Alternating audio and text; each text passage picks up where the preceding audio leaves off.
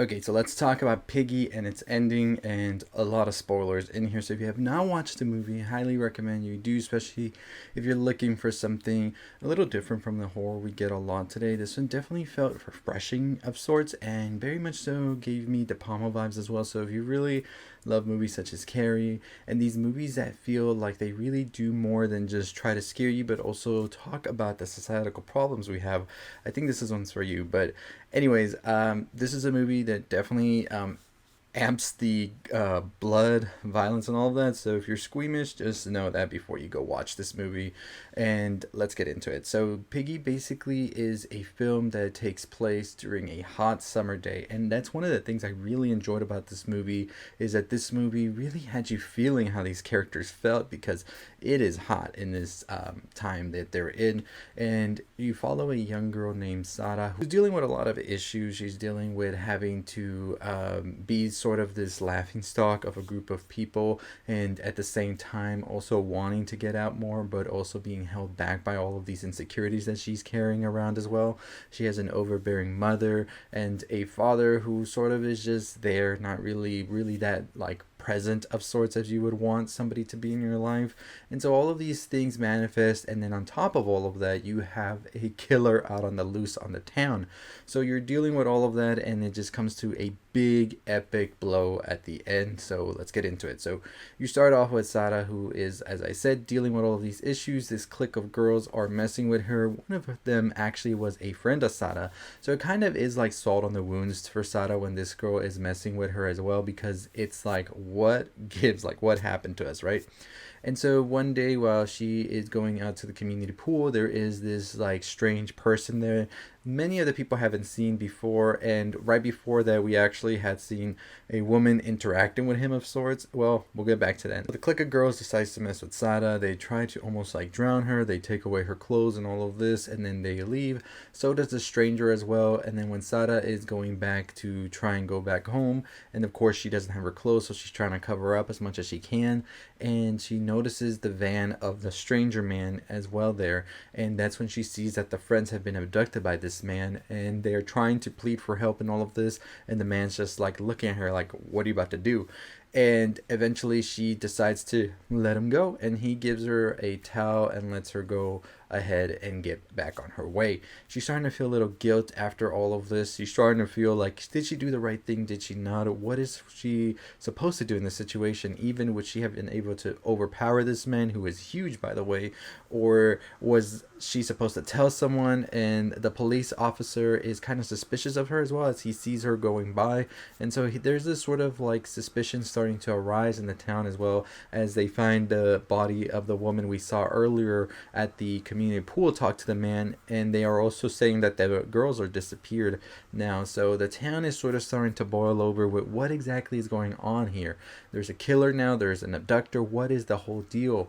So I think that it really did do a good job in that sense, as well as not just being a horror movie but also being a movie about how the mob mentality and all of these suspicions and rumors and all of this can start to swirl around, and then you're not just dealing with the killer or abductor or evil that's plaguing the town, you're also dealing with the town itself eating itself, because everybody has the suspicions against one another, and it's like, I don't trust you, I don't know if I can believe you, and all of this. And I really enjoyed that aspect of the film as it was building this sort of momentum. We eventually have Sada being stalked by the man as well, and he's sort of like, I kind of like you in a way, which was kind of creepy as well, because this man is like way older and Sada's supposed to be like in high school. So this guy is just weird, evil, and just insane. We don't know what exactly is the fate of the girls until much later down, when we actually see that the man comes to take Sada, and we see that he kind of, I think, kills her family, but we don't know exactly for sure if they're killed. They're sort of whacked pretty hard, so I'm pretty sure if they're not dead, they're going to be severely injured. Her little brother, of course, does not. He gets saved by Sada, who says to stop, that she'll go with the guy after he comes into her home to take her. And once he takes her to this like slaughterhouse of sorts where he is keeping the girls, but of course one of them is already dead, as Sada finds out, and the other two are still chained up. What he wants here is now for Sara to kill the girls and sort of be an apprentice of sorts for him, it seems, or his lover. It's not explained, but it's still creepy to even think about what exactly it is that he wants here, right? So we see that Sara is here thinking about it as well. These girls have been cruel to her and all of that, but eventually she decides, I'm not going to fall down this path. I'm going to make my own and I'm going to save them. And she tries to hit the guy himself with the tool that he had given her to kill the girls, and doesn't work. He overpowers her. Eventually the other girls help out as well as much as they can, and then Sara is able to get the upper hand, and we see her pretty much go ballistic on this guy and just completely destroy him. Finally he is dead on the ground, and then we see Sara with a choice with a gun if she is going to kill these girls or not. And one of the girls still decides to call her the horrible slurs they were calling her, Piggy and all of this. And you're just thinking, like, when will you learn? This girl just came to save you and you're still here with the bullshit. We then see that Sara does shoot the gun, and it kind of seemed like she shot the girl, but then we eventually see that she actually just saved both of them. One of them is left without a hand, however, due to all of this, and they're just there trying to scream out for help as we see Sara leave to look for help. And then we see the young man who was like one of the boyfriends of sorts for one of the girls there, riding his motorcycle, and then he is eventually there to save Sara, and he and her just ride back into town, and that's how the movie basically ends. So I think that this movie was basically a movie sort of trying to figure out how you can sort of navigate through life at times. So in the end, I guess we can assume that Sara saved the girls, or did she just leave them there? But I think the person that she eventually was and saving these girls means that she's probably going to go and tell the town about them all. We don't know if Sara's family lived or not, but I'm pretty sure they might have. It doesn't look like it was like a lethal blow that they finally got at the end, so I'm pretty sure they could still be alive. So we'll probably see what happens with that if they ever want to talk about it. I don't see this movie getting a sequel because I don't think a sequel would do anything for it. I think it's great on its own and it stands well like that. I think definitely the messages here and all of that is these girls sometimes didn't even change at the end, even due to the circumstances they were in. And I think that's just a society thing where they basically viewed Sara as below them.